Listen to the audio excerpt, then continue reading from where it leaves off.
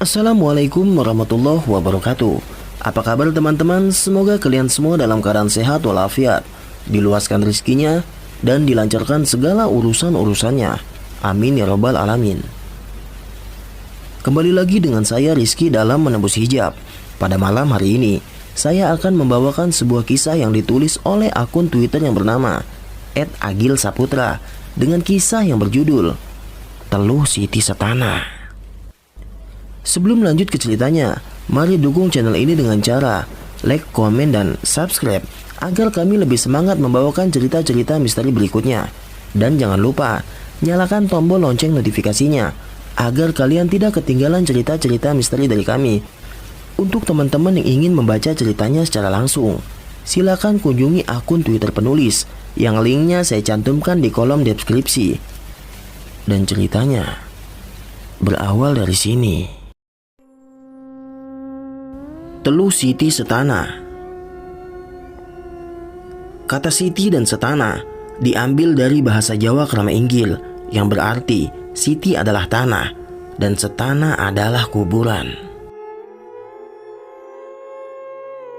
Media yang digunakan dalam sihir ini adalah tanah kuburan, dan konon efeknya tak bisa terprediksi, bisa ringan, dan bisa juga menjadi sangat ganas.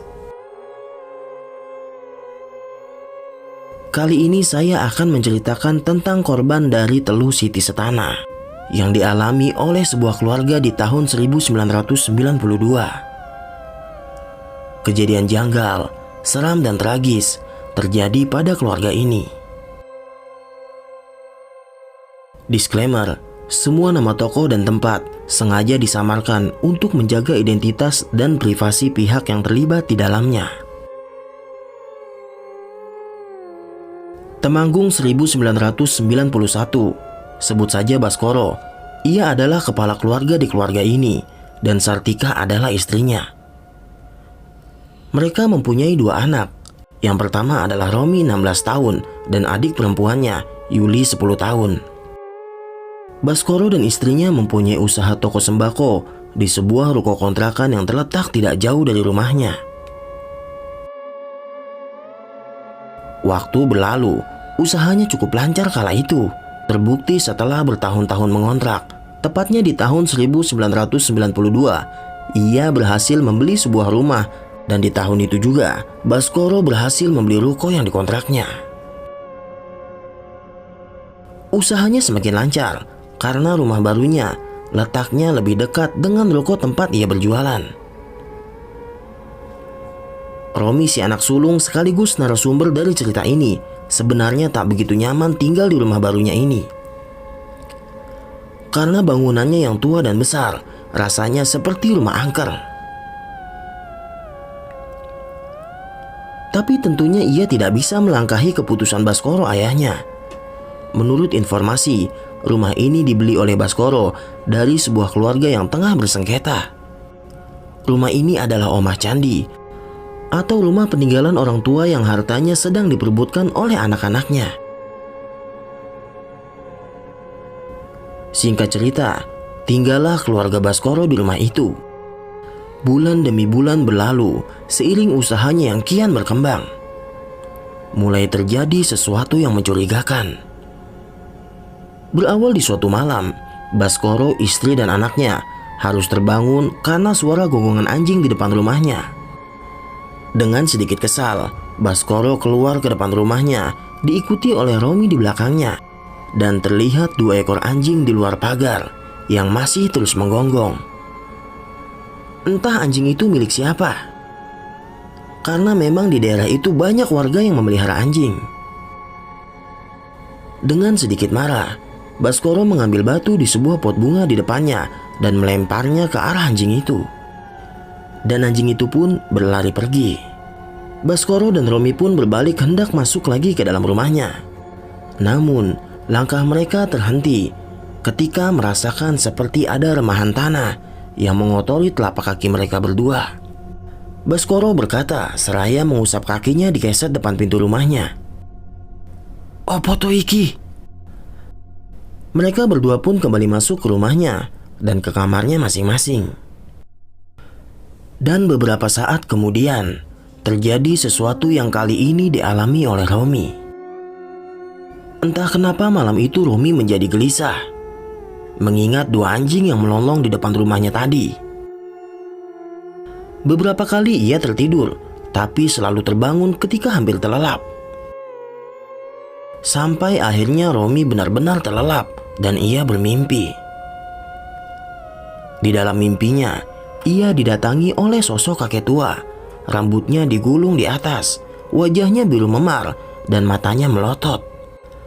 Dalam mimpinya sosok orang tua itu seperti marah dan memegangi pundak Romi. Dan sosok itu mulai meraba-raba ke sekujur tubuhnya, semakin merendah dan merendah, hingga akhirnya berhenti di kaki Romi. Seketika Romi terbangun dari mimpinya, tapi ia tak bisa bergerak. Ia mengalami ketindihan. Ia juga merasakan seperti ada sesuatu yang basah menggulir telapak kakinya. Romi berdoa, seraya mengumpulkan tenaga untuk menggerakkan tubuhnya. Ia sudah mencoba berteriak sekencang mungkin, tapi yang keluar dari mulutnya hanyalah desahan-desahan. Sampai akhirnya ia berhasil menggerakkan kepalanya. Matanya pun langsung menuju ke kakinya, dan apa yang dilihat sungguh menyeramkan. Karena sosok kakek tua yang ia lihat dalam mimpinya tersebut kini tengah menjilat-jilat telapak kakinya, sembari sesaat mata dari sosok itu menatap ke arah Romi yang kini tengah ketakutan. Ia benar merasakan jilatan basah dari sosok itu. Romi pun memalingkan pandangannya. Sekarang ia benar-benar sadar. Tangan dan tubuhnya sudah bisa bergerak, namun tidak dengan mulut dan kakinya. Kembali ia mencoba menatap ke arah sosok yang terasa masih menjilatinya itu. Ternyata ada dua tangan hitam yang memegangi kakinya. Romi pun kembali memalingkan pandangannya dan memejamkan matanya, seraya terus berdoa di dalam hati, sampai akhirnya jilatan itu tak lagi terasa. Romi seketika langsung menarik kakinya dan berlari keluar dari kamarnya. Namun ketika hendak menuju kamar orang tuanya, langkahnya terhenti kaku saat melihat sosok yang tengah berdiri di atas meja makan. Sosoknya mirip anak kecil yang bertelanjang dada, dengan kain sarung lusuh yang menyelempang di pundaknya. Sosok itu terus memandangi Romi yang ketakutan. Tubuhnya sulit untuk digerakkan. Perlahan sosok anak kecil itu pun turun dari meja makan dan berjalan ke arah Romi, seraya mengacungkan jari telunjuknya.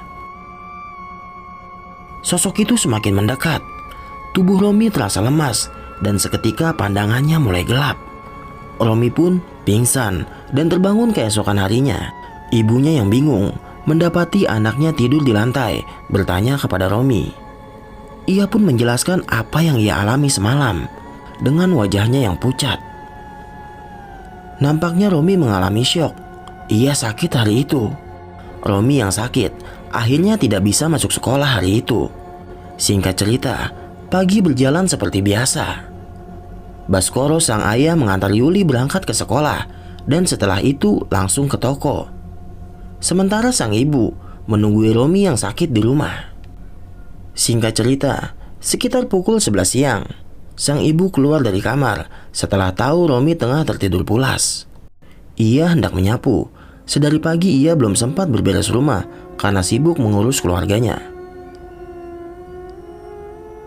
Sang ibu mulai menyapu ruangan demi ruangan. Namun ia heran ketika masuk ke kamar Romi. Di lantainya banyak ditemukan bercak-bercak tanah basah. Baunya wangi, tapi agak aneh. Ia segera keluar mengambil alat pel dan hendak membersihkannya. Namun ketika ia sampai di kamar Romi, bercak itu seketika hilang tak berbekas. Ia yang heran pun langsung memeriksa tangannya yang tadi sempat menyentuh bercak itu. Dan benar, masih berbekas tanah kecoklatan dan bau wangi di jari telunjuknya. Dan pada saat bersamaan, seketika tengkuknya terasa dingin, seakan ada seseorang yang meniupnya. Sang ibu langsung bergegas keluar dari ruangan itu dan menenangkan diri di dapur. Sambil meminum air putih, Ia berpikir, apa gerangan yang terjadi? Dan lamunannya itu terhenti oleh suara orang yang masuk ke rumahnya. Nampaknya itu adalah Baskoro suaminya yang langsung menuju meja makan. Namun beberapa saat kemudian, Baskoro memanggil Sartika istrinya. "Bu, kesini. Ini nasinya kok berbau ya?" kata dia dengan agak kesal. Setelah diperiksa, memang benar nasinya sudah bau dan agak berlendir. Padahal baru saja dimasak tadi pagi dan sempat dimakan untuk sarapan juga oleh Baskoro dan keluarganya. "Padahal beras mahal ini loh bu," kata Baskoro kepada istrinya. Baskoro pun memanggil supirnya yang tengah merokok di teras depan rumah untuk membeli nasi bungkus di warung sekalian menjemput Yuli di sekolah. Namun ketika Supri hendak berangkat, tiba-tiba saja dia berteriak. Baskoro dan istrinya sontak langsung keluar dan memeriksa. "Ada ular pak, besar sekali di dalam mobil," kata Supri dengan wajah yang takut. Baskoro yang penasaran langsung memeriksa dari luar dan benar ada ular weling yang tengah melingkar di kursi depan bagian penumpang. Baskoro segera menyuruh Supri untuk berangkat dengan sepeda motor. Sementara ia memanggil warga sekitar untuk menangani ular ini. Dan Sartika istrinya yang ketakutan terlihat menjauh dari mobil itu. Singkat cerita, datanglah beberapa warga yang membantu. Tapi ketika dilihat, ular itu sudah tidak ada. Sartika istri Baskoro sebagai orang satu-satunya yang sedari tadi berada di sekitar mobil mengaku tak tahu kemana ular itu pergi. "Jangan-jangan masuk ke dalam kursi," kata salah satu warga. Akhirnya dengan dibantu beberapa warga, dibukalah kursi kemudi mobil itu. Dan anehnya, bersamaan dengan kursi yang dibuka, berjatuhan juga remahan tanah yang cukup banyak. Baskoro dan salah satu warga awalnya tak memperdulikan itu dan fokus untuk mencari ular yang diduga masuk. Sampai akhirnya mereka menyadari ada bau wewangian yang aneh dari tanah yang berjatuhan itu. Begitu juga dengan ular itu yang setelah dicari-cari tidak juga ketemu. Sartika yang tadi turut menyaksikan dan mendekat serta mencium bau itu langsung teringat kejadian beberapa saat tadi di kamar Romi. Namun ia memilih diam saja. Sampai akhirnya setelah para warga pulang, barulah ia bercerita kepada Baskoro tentang kejadian tadi. Istrinya mulai menghubung-hubungkan itu dengan cerita Romi tentang apa yang ia alami semalam. Namun di sini Baskoro tampak menampik dan seperti mewajarkan hal itu. Singkat cerita, hari pun berlalu. Tidak ada hal janggal yang terjadi sekitar 7 hari terakhir ini. Rumi juga terlihat sudah sembuh dari sakitnya dan sudah mulai beraktivitas seperti biasanya. Sampai di suatu malam, terjadi lagi hal yang menyeramkan. Malam itu mungkin belum terlalu larut. Romi, ayah dan ibunya juga masih terjaga. Hanya Yuli si bungsu yang terlihat sudah terlelap di kamarnya. Dan tiba-tiba saja, suara lolongan anjing di depan rumah itu terdengar lagi. Kali ini terasa lebih bising. Seketika Romi mengingat kejadian tempo hari karena mendengar suara itu. Nyalinya menciut. Ia merapatkan jarak duduknya ke tubuh ibunya. Sementara Baskoro sang ayah yang hendak memeriksa keluar. Namun Sartika mencegah. Baskoro yang kesal sempat memaksa untuk tetap keluar rumah. Namun ia urungkan ketika suara lolongan anjing itu berhenti. Mereka bertiga pun kembali duduk dan beberapa saat kemudian pintu rumahnya diketuk. Ini cukup aneh. Pasalnya untuk seseorang bisa sampai ke depan pintu harus melewati pagar rumah terlebih dahulu. Sedangkan pagar itu ditembok. Di sini Baskoro yang hendak memeriksa kembali lagi-lagi dicegah oleh istrinya yang sepertinya merasakan ketidakberesan ini. Baskoro pun mencoba berteriak ke arah depan pintu. "Siapa ya?" kata Baskoro. Namun teriakan Baskoro ini malah disambut oleh suara tangis beserta suara ketukan yang kian mengeras. Mendengar itu, mereka bertiga kian merapat ketakutan. Romi yang tak sengaja memandang ke arah depan pintu sempat melihat bayangan-bayangan yang berlalu lalang dari celah bawah pintu. Beberapa saat kemudian, setelah ketukan itu berhenti, suara tangisan itu pun mulai berpindah-pindah, seakan mengelilingi rumah itu. Mereka bertiga hanya bisa menengkuk mematung ketakutan di ruang tengah, hingga tangisan itu pun menghilang. Mereka benar-benar terjaga hingga azan subuh terdengar.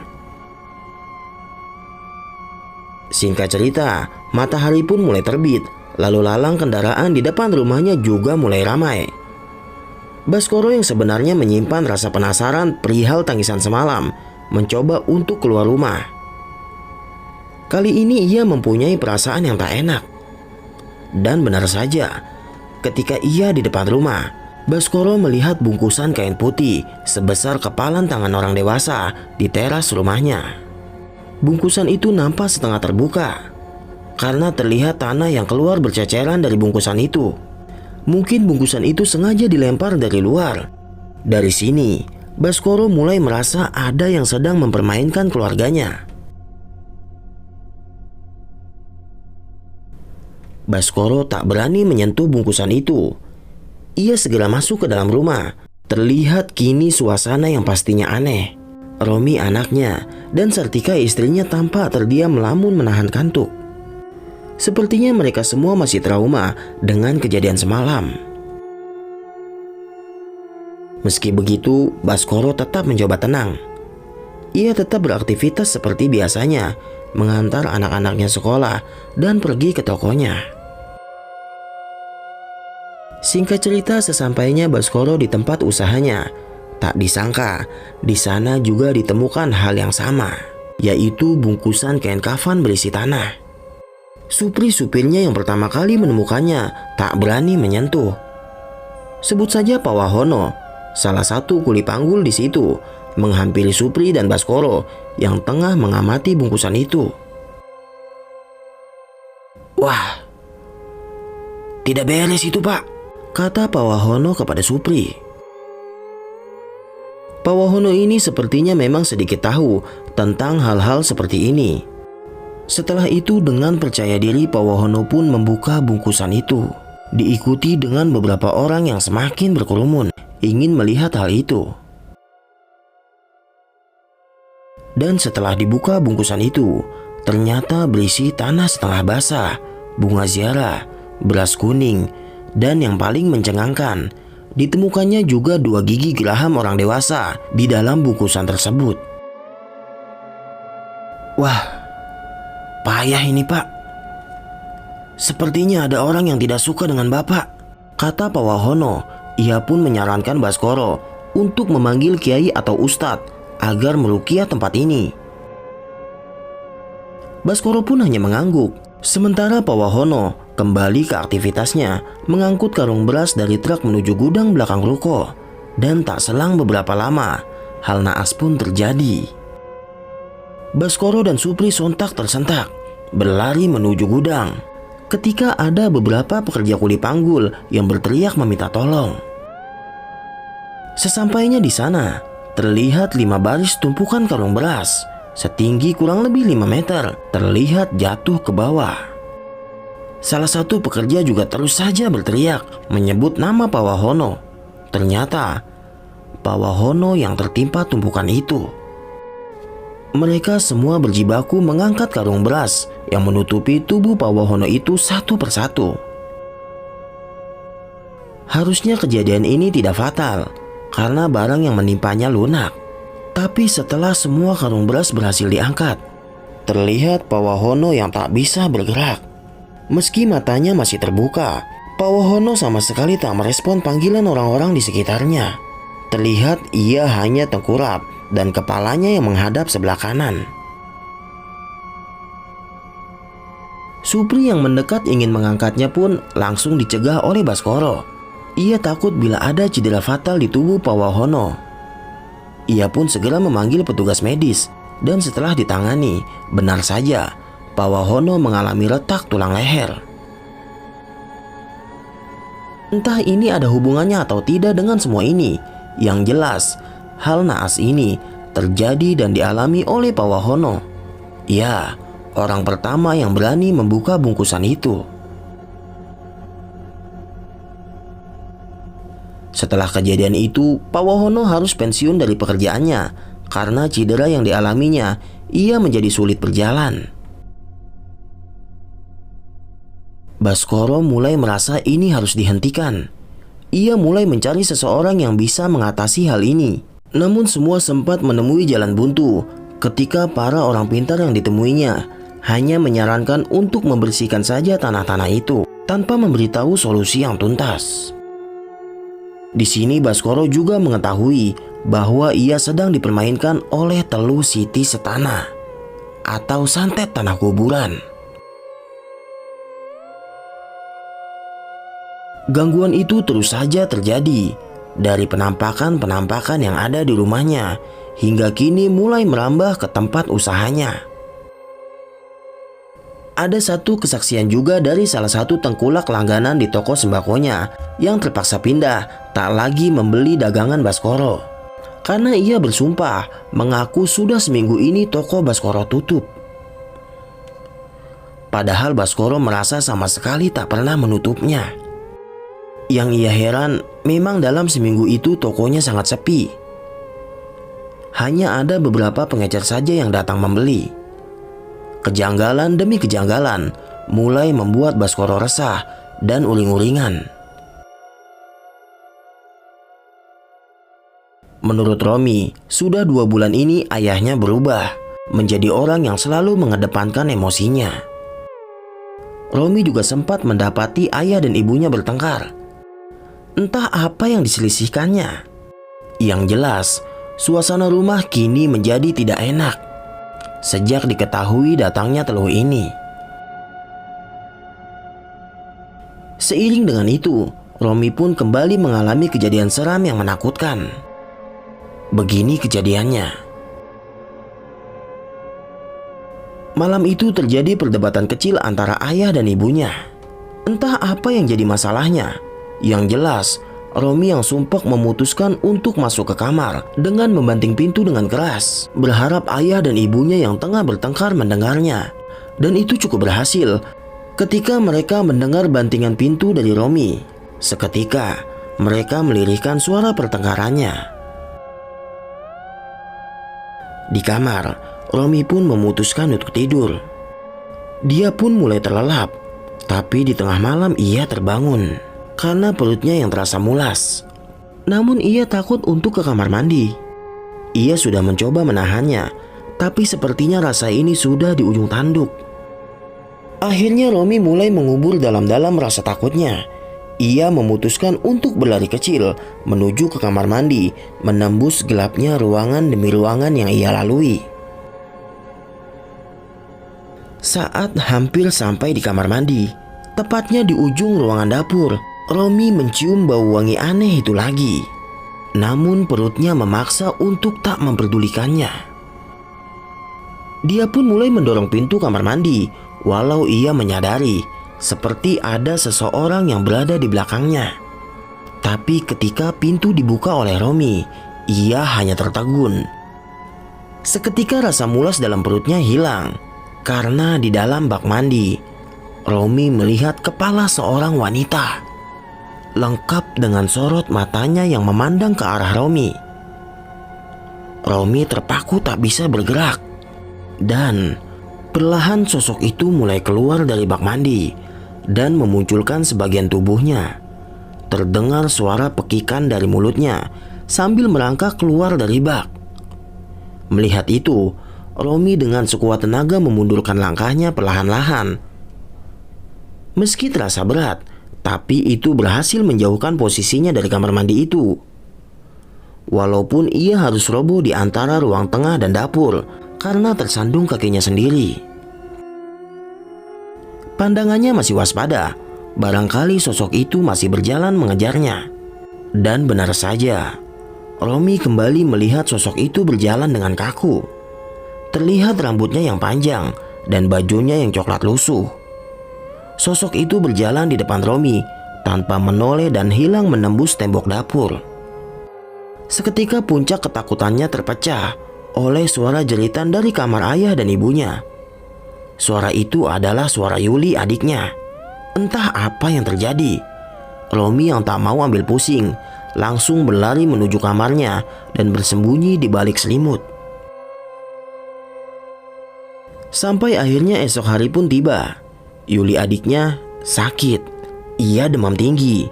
Pagi itu terasa sangat tak enak. Baskoro, ayah Romi, membangunkannya dengan sedikit kasar. "Ayo sekolah," begitu kata ayahnya, seraya keluar dengan sedikit membanting pintu. Entah baru berapa jam Romi tidur, ia juga tak sempat bercerita tentang kejadian semalam. Ketika berjalan menuju kamar mandi, ingatannya kembali kepada kejadian semalam. Romi pun tidak jadi untuk mandi. Lantas ia hanya mengambil sikat giginya saja dan memutuskan untuk cuci muka di wastafel dekat dapur. Ibunya yang tengah menggoreng telur seakan tak peduli anaknya yang tak mandi. Romi pun segera masuk ke kamar dan berganti baju dan keluar sembari membawa tasnya. Yang jelas, suasana pagi itu tak sehangat dulu sebelum teror hantu-hantu sialan ini. Ia tak sempat sarapan, hanya minum separuh teh hangat yang sudah disiapkan ibunya karena ayahnya sudah buru-buru berjalan keluar rumah. Romi menyusul dengan berlari kecil ke depan rumah. Terlihat ayahnya yang tengah bertolak pinggang memandangi lantai terasnya itu. "Tanah sialan," begitu ucap ayahnya sembari menendang bungkusan kain putih yang ternyata ada lagi berserak di depan teras rumahnya. Ia pun masuk ke dalam mobil, diikuti dengan Romi. Tanpa kata dan perbincangan, ayahnya mengantar Romi sekolah. Dengan sedikit ngebut, Baskoro nampak emosi dan tak fokus. Sampai akhirnya hal naas pun terjadi ketika tiba-tiba Baskoro membelokkan setir mobilnya ke parit yang cukup dalam. Menurut kesaksian Baskoro, ia menghindari nenek-nenek yang menyeberang. Tapi anehnya, Romi tak melihat itu. Yang Romi lihat dan tahu hanyalah tiba-tiba saja ayahnya mengarahkan setir mobil ke jalur kanan dan masuk ke dalam sebuah parit kering yang cukup dalam. Mobilnya ringsek. Romi tidak mengalami luka yang cukup parah, tetapi Baskoro, kakinya terluka cukup parah. Tulang keringnya patah sampai mencuat keluar. Singkat cerita, kecelakaan ini membuat Baskoro sadar bahwa kekuatan tak kasat mata yang tengah mengganggu keluarganya ini tak main-main. Terlebih lagi, ia juga sempat dilihatkan berbagai penampakan-penampakan ketika ia sedang dirawat di rumah sakit. Dan hal itu membuatnya ia tidak betah dan memaksa untuk pulang. Dan hikmah dari kejadian ini, di rumah istrinya merawatnya dengan telaten, membuat suasana rumah tangganya kembali hangat. Setelah merangkai kejanggalan demi kejanggalan yang selama ini terjadi, akhirnya hal ini dapat ditangani dengan serius. Ketika ada pengasuh pondok pesantren di daerah dekat toko Baskoro, ternyata selama ini ia mengamati apa yang terjadi. Dengan sukarela, beliau beserta santri-santrinya bermujahadah dan meruqyah toko dan rumah Baskoro. Dan di sini keluarga Baskoro melihat sendiri, ternyata Teluh Siti Setana yang menyerang keluarganya memang tidak main-main. Karena tanah wangi yang diduga sebagai media itu ditemukan di berbagai tempat yang benar-benar tak terduga.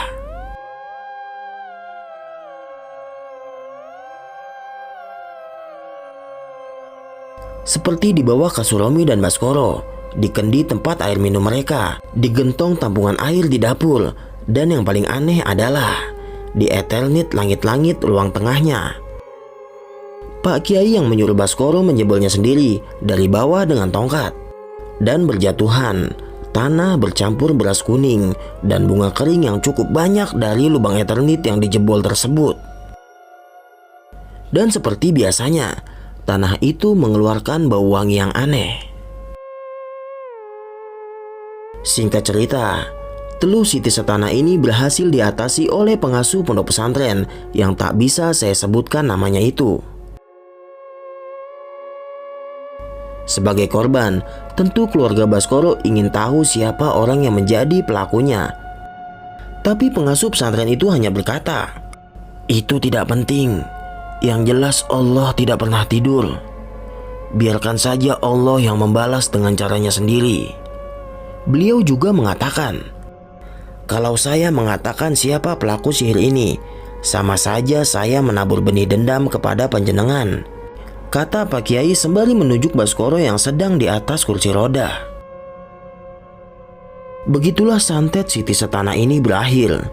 Mungkin kalau tak segera ditangani, ceritanya akan sangat berbeda, bahkan tidak menutup kemungkinan hal yang sangat buruk akan terjadi.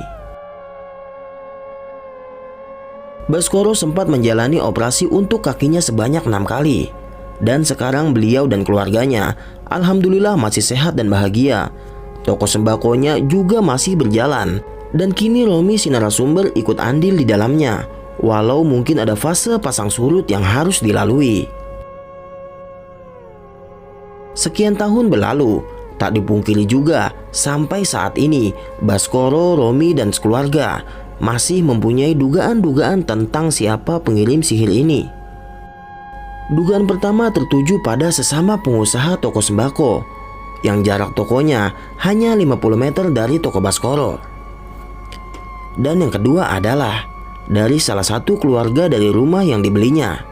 Diduga orang tersebut marah karena ketika rumah ini dijual, dia tidak diajak berbicara atau diberitahu.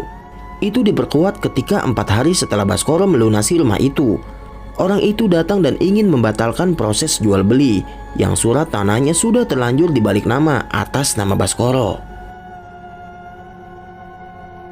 Tapi begitulah, itu cuma sebatas dugaan. Tentang siapa sebenarnya pengirim teluh ini, keluarga Baskoro tak tahu pasti. Sekian cerita tentang teluh Siti Setana ini. Semoga ada pelajaran yang bisa kita petik dari cerita ini. Kekuatan mereka memang kuat, tapi kekuatan Allah tidak ada tandingannya. Saya Rizky izin pamit. Selamat malam, selamat beristirahat. Wassalamualaikum warahmatullahi wabarakatuh.